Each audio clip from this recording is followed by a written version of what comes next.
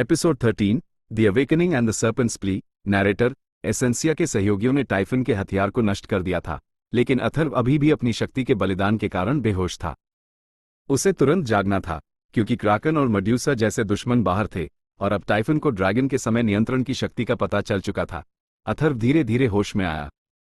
सबसे पहले उसने अपने चारों ओर एसेंस वीविंग की शक्ति का शून्य महसूस किया, लेकिन उसे अपने सभी सहयोगियों के एसेंसेस में वफादारी और प्रेम की लहरें महसूस हुई। अथर्व, कमजोर आवाज में, क्या हुआ? काइमेरा। कालिका। अथर्व को सहारा देते हुए, तुम बच गए, एसेंसिया के वीवर। हमने त्रिमूर्ति को हरा दिया, और मेरे पास तुम्हें बताने के लिए एक रहस्य है। नैरेटर। कालिका ने अथर्व को अपने समय नियंत्रण की शक्ति के बारे में बताया और कैसे अग्नि ने काइमेरा के नियंत्रण सूत्र को जलाकर बाहर निकाला। अथर्व जानता था कि अब उसके पास एक शक्तिशाली नई सहयोगी शक्ति थी, लेकिन ये टाइफन के लिए एक नया निशाना बन गई थी। अथर्व, इसका मतलब है कि टाइफन अब तेजी से हमला करेगा, क्योंकि वह जानता है कि हम उसके जाल को तोड़ सकते हैं। आर्यन, शांत, लेकिन चेहरे पर अपराधबोध। अथर्वा। मेड्यूसा। नंदिनी ने मुझे धोखा दिया। क्या हमें उसे शिकार बनाना चाहिए? अथर्व, नहीं।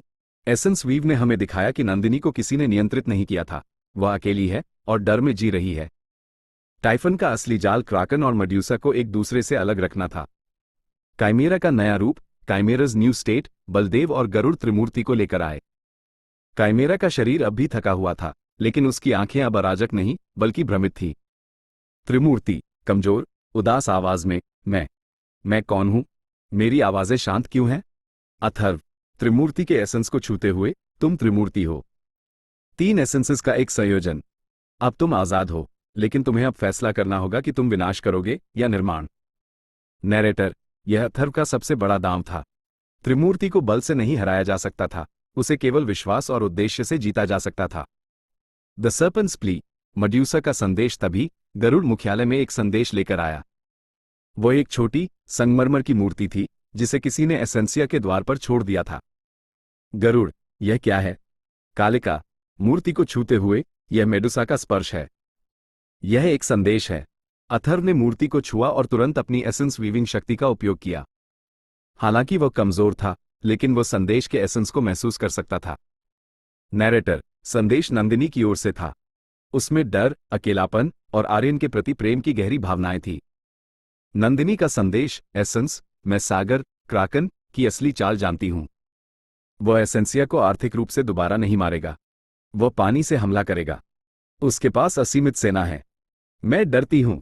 मुझे माफ कर दो, आर्यन। अथर्व, गंभीर होते हुए, क्राकन।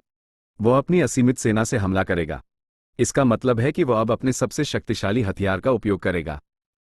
अग्नि, गुस्से में, हमें उसे रोकना होगा। अथर्व, नहीं, हम उसे आमने सामने की लड़ाई में नहीं हरा सकते। हम अपनी शक्तियों को मिलाएंगे।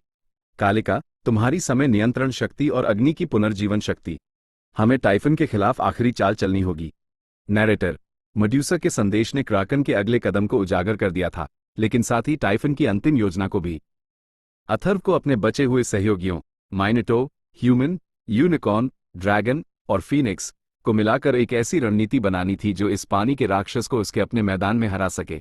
अगले एपिसोड में क्राकन का हमला। एसेंसिया के सहयोगी अपनी सभी शक्तियों को मिलाकर क्राकन की असीमित समुद्री सेना के खिलाफ लड़ेंगे।